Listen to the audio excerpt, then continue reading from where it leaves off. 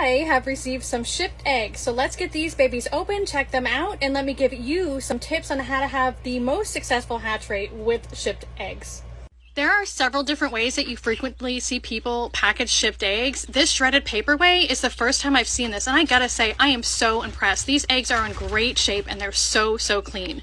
Right now, I'm putting them pointy side down into these egg cartons, and I'm gonna keep them this way for about 24 hours to give them time to rest after shipping. This is a batch of Bantam Calico Cochins and Porcelain Cochins, and I absolutely cannot wait to hatch.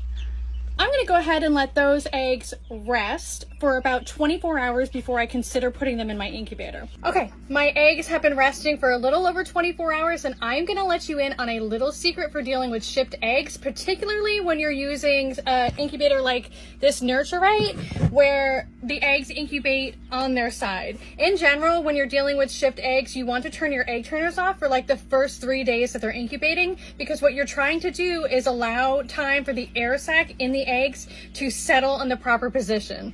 The proper position for the air sac in your eggs is actually up here, and that's really important for the position of the chick when they go to hatch later in your incubation process. So here's what I'm gonna do. I have these little cups that I have cut out of an egg carton, and I'm going to put each egg in here and set them into my Nurture Right, and I'm going to leave them in these cups pointy side down for the first 3 days of incubation. After the first 3 days of incubation, I'll go in and I'll candle each egg, and I'm going to be looking to see that the air sac has settled on the wide end of the egg.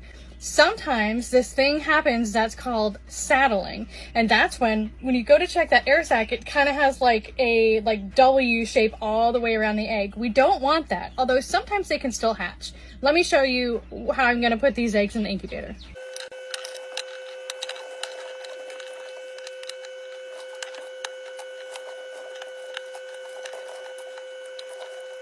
Here's the final look.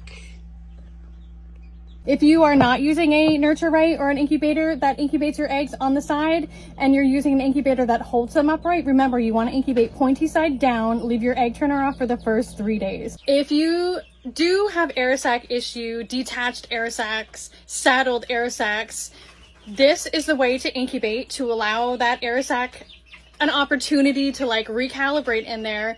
And if I were to leave the egg turner off any longer than 3 days, then I would go in there manually and like hand rotate each egg a couple times a day.